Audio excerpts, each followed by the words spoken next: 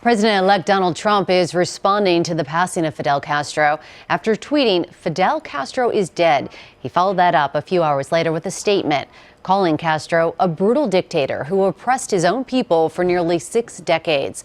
Fidel Castro's legacy is one of firing squads, theft, unimaginable suffering, poverty, and the denial of fundamental human rights.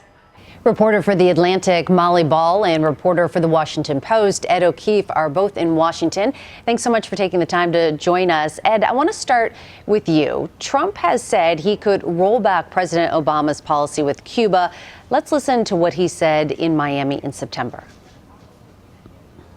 All of the concessions that Barack Obama has granted the Castro regime were done through executive order, which means the next president can reverse them. And that I will do unless the Castro regime meets our demands. Those demands will include religious and political freedom for the Cuban people and the freeing of political prisoners. Ed, how do you expect Trump to handle Cuba now? Well, I think with most things regarding Donald Trump, we're just going to have to wait and see, because one week he says one thing and next he says another. But what he said there is pretty consistent with what we heard, for example, from Senator Marco Rubio this morning, saying, I don't necessarily want to reverse everything that's just been done by the Obama presidency or the Obama administration, but we've got to get the Cuban government to make some more concessions compared to what they did when the president first reopened relations with Cuba. There has been very little changed about everyday life in Cuba because of this agreement, and Republicans have said, really since the president did this, that there needs to be. So I would suspect that Trump would definitely try to seek some kind of concession from the Cuban government. Remember, there's a lot of business pressure now to keep open what's happened so far and to go further, to lift the embargo entirely. There's also a majority of Americans supporting that idea, but certainly most Republicans remain skeptical of doing so.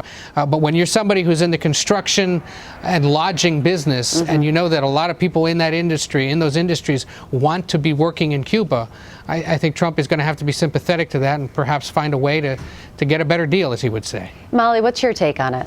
Yeah, I think Ed makes a really good point. I think also, given that so much of Trump's appeal has been as a deal maker, this will be a very early test of his ability to negotiate on a different stage than he's ever been accustomed to. Obviously, this isn't a business deal. This is a foreign policy deal.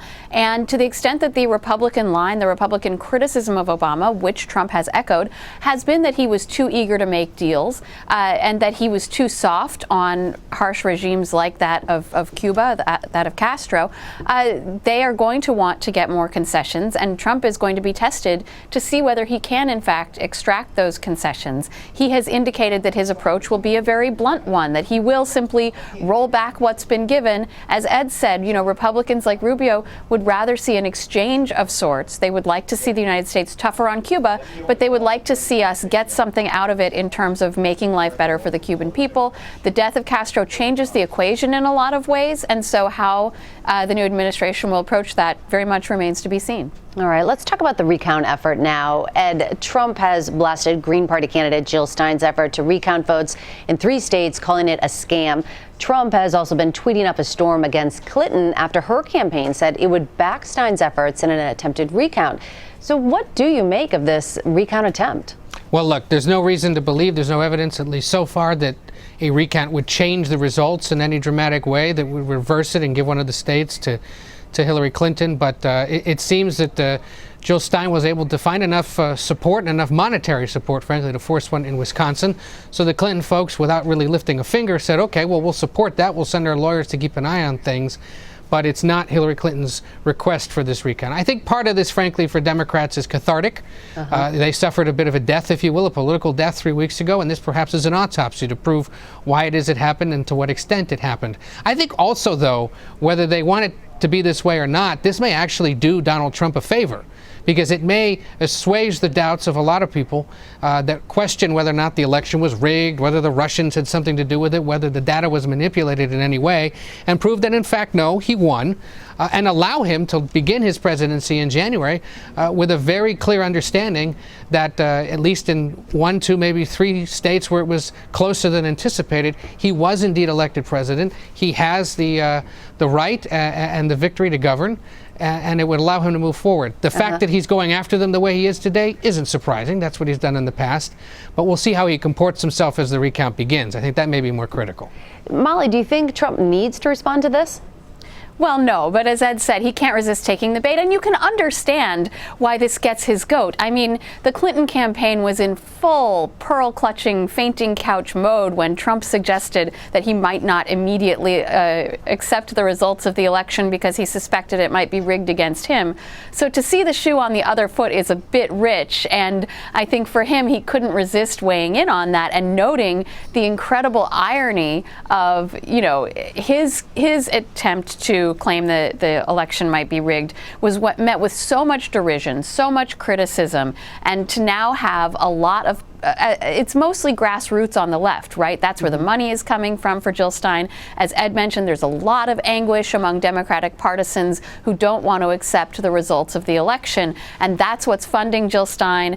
The Clinton campaign's involvement is, as you said, quite minimal, but I think it's quite understandable that Trump would see an incredible irony here in the way the situation's been reversed from what people expected during that third debate, when he said he would only accept the election if he won.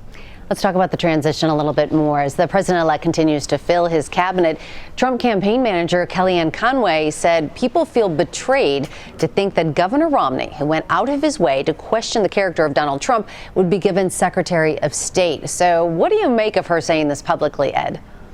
I think it reflects what I've seen in my Twitter feed and my Facebook feeds, as she has said, that there's a lot of Trump supporters out there who can't understand why exactly he would consider somebody who was so critical of his candidacy and raised doubts about his intelligence and his motives and everything else. Look, Trump has a flair for the dramatic. He may see this as an opportunity to really extend an olive branch to a part of the Republican Party that did not like him or his candidacy, does not like him still, no matter what they tell you, and may see this as a way to send a message to the world that he can be a forgiving figure. But we've never quite seen a senior aide, as she is to the transition, use Sunday morning talk shows and her Twitter feed to channel her frustrations and the frustrations of Mitt Romney's critics to the president-elect. That's a bit out of the ordinary. Molly, before we go, but this was a pattern that we saw throughout the campaign, where aides to Trump knew that anything said in a private conversation might or might not be heeded because Trump has a way of telling people what they want to hear in the moment and then discarding it in favor of who else he talked to next. Trump's aides, including and perhaps most prominently Kellyanne Conway, are accustomed to giving him this kind of public advice because they know he watches television, they know he takes seriously the things that are said in public that affect the news stories about him, and it's often a more effective way of getting him to listen. So I think her public lobbying effort suggests that she is first highly alarmed by this potential appointment, but second, is not convinced that her private entreaties are getting through.